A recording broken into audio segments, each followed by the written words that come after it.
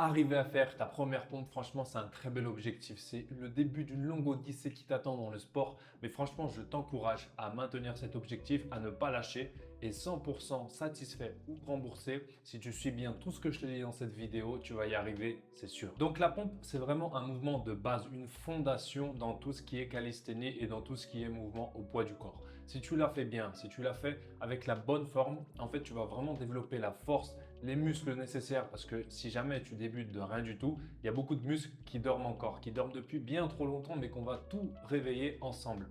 Donc vraiment, si tu l'as fait bien, tu vas pouvoir développer la force nécessaire pour des mouvements bien plus avancés que derrière tu vas prendre dans un second temps. Mais bien sûr, il faut que tu te sois abonné pour suivre les tutoriels, mets la cloche. Je vais le mettre ici, je deviens un vrai YouTuber maintenant. Mais bien sûr, il ne faut pas brûler les étapes. Donc nous, on va voir trois choses dans cette vidéo. On va voir de 1, la forme correcte. On va parler uniquement de la pompe normale parce que des centaines de variations de pompes qui existent. Mais nous, on va juste se contenter de la pompe normale. C'est la plus importante, c'est la première, c'est la fondation. Si jamais, quand tu construis une maison, tu ne fais pas des bonnes fondations, tu as beau empiler par-dessus les étages, derrière, tout va s'écrouler. Ensuite, on va parler des différentes progressions que tu peux avoir, que tu peux faire pour arriver à la pompe. Donc, c'est vraiment les progressions qui sont avant la pompe normale, pas les progressions qui sont après pour complexifier la pompe. Et en troisième point, on verra toutes les erreurs les plus communes, celles qu'il faut absolument éviter. Quand tu vas regarder des gens faire des pompes, ils vont te dire, moi je sais faire beaucoup de pompes, mais au final, si tu regardes bien, ils vont faire beaucoup de ces erreurs-là. Donc moi, je vais tout te détailler dans cette vidéo. Donc quand on pense à la pompe, on pense que c'est un mouvement uniquement qui utilise le haut du corps. Alors pas du tout. La pompe, c'est vraiment un mouvement complet qui vient utiliser et engager surtout tout le corps. Et c'est pour ça que c'est un mouvement qui est vraiment de base. Alors même moi, au début, j'ai vraiment galéré à enchaîner plusieurs pompes. Encore aujourd'hui, c'est pas un mouvement que j'aime, entre guillemets, qui me donne du plaisir, mais je sais qu'il est très important. Donc c'est pour ça que je l'inclus dans mes routines de poussée. Mais donc du coup, une fois que tu as compris comment faire, une fois que tu as compris la technique, une fois que tu as compris quel muscle utiliser, en fait, ça devient facile et ça devient vraiment intéressant parce que comme je te l'ai dit, c'est vraiment un mouvement de base et qui va te développer vraiment beaucoup de force. Donc c'est un mouvement vraiment très complet qui va muscler beaucoup le haut du corps, mais étant donné qu'on va venir engager tout le reste du corps, c'est un mouvement qui va venir conscientiser, je crois que c'est comme ça qu'on dit, tous les autres muscles et vraiment c'est pour ça que ça en fait un mouvement complet. Donc avec de la discipline et de l'application, du travail, c'est sûr et certain que tu vas réussir à avoir ta première pompe. Donc en 1, comme on a dit, la forme. Pour avoir une forme correcte, on va se mettre d'abord en position de planche, de gainage, mais cette fois sur les mains. Et surtout, très important, il faut qu'il y ait un alignement. Donc, tu peux tracer une ligne, il faut vraiment que tes épaules soient alignées avec tes hanches et qu'ils soient alignés avec tes jambes. Bien sûr, c'est pas aligné de manière horizontale, mais de manière diagonale. Sinon, ça veut dire que vous avez des pieds assez grands ou alors des bras très très courts. Ensuite, au niveau des fessiers, on va venir contracter, venir faire une rétroversion du bassin pour avoir pas les fesses qui montent, mais bien les fesses qui sont alignées. Donc, les épaules viennent se loger au-dessus des mains et le regard, on regarde pas entre ses mains, on regarde quelques centimètres devant ses mains. Donc sur le mouvement descendre, il faut avoir en tête qu'en fait ce sont nos pectoraux qui vont venir toucher le sol. Donc pour ça, on va devoir garder le regard vers l'avant, comme ça quand on va descendre, c'est automatiquement nos pectoraux et non pas notre menton qui va venir toucher le sol. Donc quand on va descendre, bien sûr, les coudes, on ne va pas les envoyer vers l'extérieur, mais on va les garder le long du corps, parallèle au corps, environ 45 degrés d'angle entre le buste et les coudes. Et quand on va remonter, on reste gainé. Bien sûr, dans la troisième partie, je vais détailler toutes les erreurs, tous les tips que je te donne. Il y a le contre-tips qu'il va falloir éviter de faire. Donc, si tu fais toutes ces choses, quand on descend, on est bien aligné, on reste gainé, les pectoraux viennent toucher le sol, les yeux devant, entre les mains. Ensuite, on remonte, on reste gainé, on ne cambre pas le dos. Là, franchement, normalement, sur la forme, on est d'accord, on a validé ensemble ce que c'est une bonne pompe. Alors maintenant, en deuxième partie, les progressions, les différentes progressions qui peuvent te mener à la pompe classique. Donc forcément, on a la pompe sur les genoux. Sauf que le problème, c'est que la différence de niveau entre la pompe sur les genoux et la pompe sur les pieds, elle est quand même assez grande.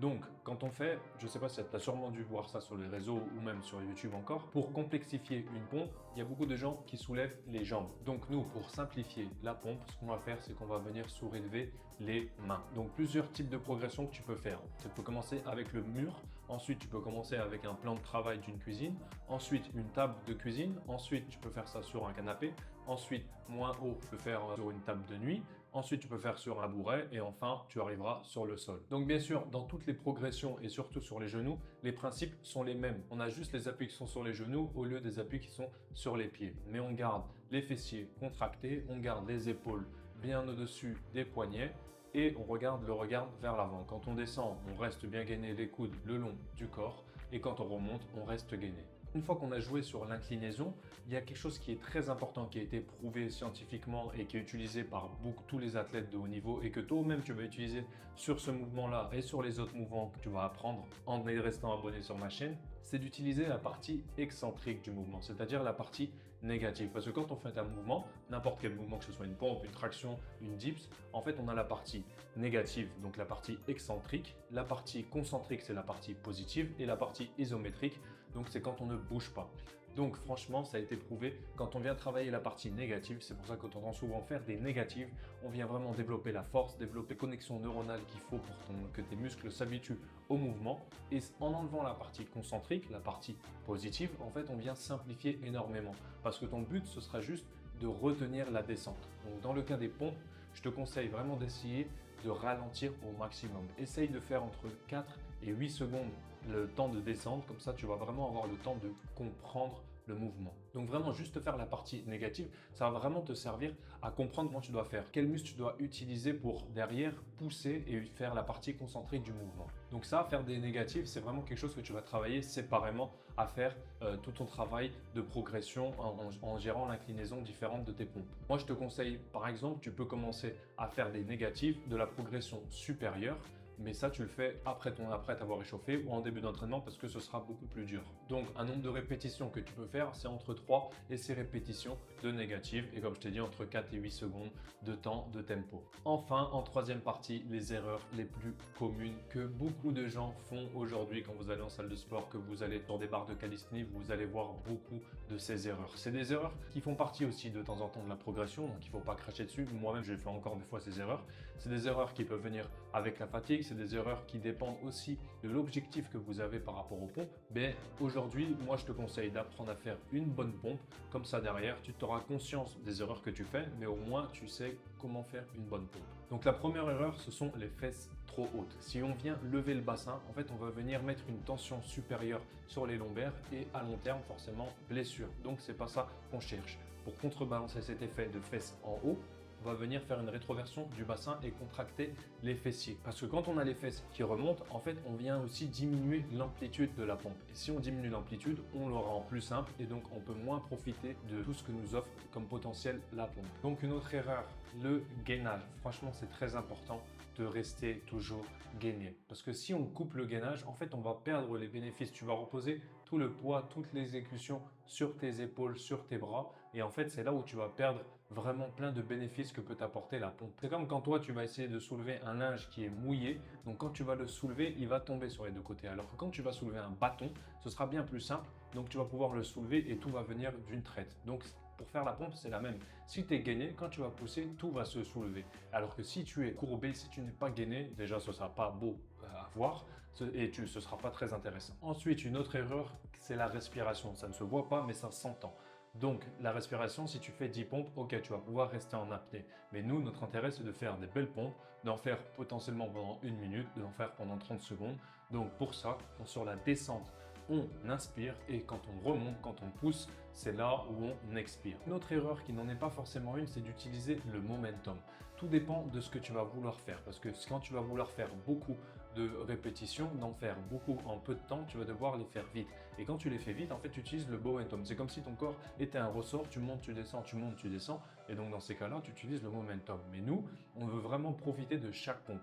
Donc, à chaque pompe, je te conseille de faire un stop. Donc, descends, tu montes et à chaque fois que tu es en haut et en bas, tu prends une petite pause vraiment pour annuler le momentum et pour profiter de tous tes muscles. Donc c'est comme ça qu'en faisant des micro-pauses que tu vas profiter un maximum des bienfaits, des bénéfices de la pompe, l'augmentation de ta force brute. Une autre erreur très commune, c'est les coudes qui partent à l'extérieur. Franchement, ça, on le voit beaucoup, mais c'est très dangereux. Pourquoi? Parce qu'en mettant les coudes à l'extérieur, en fait, tu vas venir ajouter de la pression, de la contrainte sur tes coudes et aussi sur tes épaules. Et sur le long terme, plus de contraintes, plus de pression, blessure. Donc nous, on veut éviter ça au maximum. Donc quand tu descends, fais attention à garder les coudes le long du corps. Si jamais tu n'y arrives pas, c'est peut-être parce que la progression est trop difficile. Donc fais la partie uniquement négative et pour la partie positive, choisis une progression plus adaptée à ton niveau actuel. Donc pour contrebalancer cet effet-là de coudes qui partent à l'extérieur, tourne un petit peu tes mains, comme ça, tu vois, hop, hop, le coude, il suit le mouvement du poignet. Donc tourne un petit peu tes mains et quand tu redescends, pense à bien les garder. Et quand tu arrives dans la position basse de la pompe, normalement, on devrait avoir une 45 degrés entre ton haut du corps et ton coude. Et bien sûr, il y a quelque chose aussi dont je n'ai pas encore parlé, ce sont les douleurs au poignet. Quand on fait des pompes au sol, quand on met toute la pression sur nos poignets, au début, tu peux avoir des douleurs de poignet parce que ton corps n'est pas encore habitué. Donc, il faut y aller petit à petit et surtout, écoute, si tu as mal au poignet, il faut arrêter tout de suite et il faut utiliser par exemple de petites poignées. Si tu travailles en salle de sport, utilise des haltères. Si tu es à la maison, tu peux trouver des petites poignées pour justement éviter de mettre autant de pression parce que quand on a le poignet dans cette position-là, en fait, on vient mettre beaucoup de pression. Mais plus tu vas t'entraîner, plus tu vas entraîner ton corps à être dans cette position, moins ça va te faire de mal. Donc au début, tu peux commencer sur les poignets. Si tu commences à avoir des petites douleurs, tu peux mettre par exemple des protèges poignets, mais sinon des petites poignées feront parfaitement l'affaire. Et si vraiment tu as du matériel, avoir des poignées qui sont hautes va te permettre d'augmenter l'amplitude et de devenir encore plus fort. Mais bien sûr, rien ne remplacera un petit échauffement de poignet basique à faire au début de chaque séance. Donc j'espère que tu as apprécié cette vidéo. Franchement, j'ai détaillé chaque point, chaque progression que tu peux faire. Normalement, avec ça, tu n'as plus aucune excuse pour ne pas y arriver avant le milieu de l'année prochaine. Mais avant de finir, on va parler de ton progrès. Il faut absolument que tu ne te compares pas aux autres. Pourquoi? Parce qu'en fait, chaque individu est différent. On est tous avec plus ou moins de force. Certains qui ont déjà dépassé de sportifs vont arriver forcément à faire de sport. Si toi, tu n'en as jamais fait, tu as sûrement des qualités autres. Par exemple, plus d'agilité, plus de flexibilité.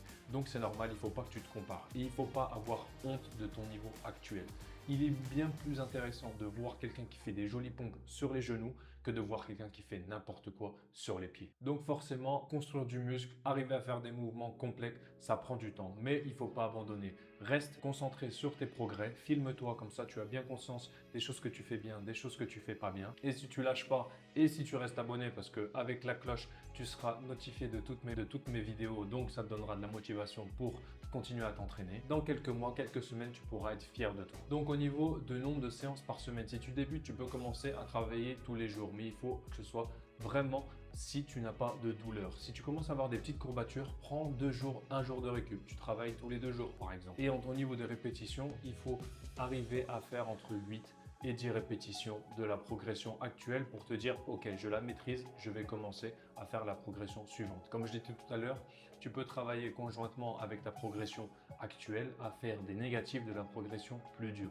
Mais les négatifs, tu la fais doucement, en contrôle, en conscience, pour être bien sûr de bien faire le mouvement. Donc bien sûr, comme les négatifs sont plus durs à faire que les progressions actuelles, je te conseille de commencer par l'échauffement, bien sûr. Ensuite, tu fais tes négatives et ensuite, tu travailles sur ta progression actuelle. Si tu as des questions, n'hésite pas à me les poser en commentaire. Je me ferai un plaisir d'y répondre pour aider la communauté. On commence à être un peu plus, ça récompense le travail qui est fait. Envoie cette vidéo à quelqu'un qui n'arrive toujours pas à faire sa première pompe et qui a besoin d'aide. C'était pas, passe une très bonne journée, n'arrête jamais de t'entraîner. Ciao.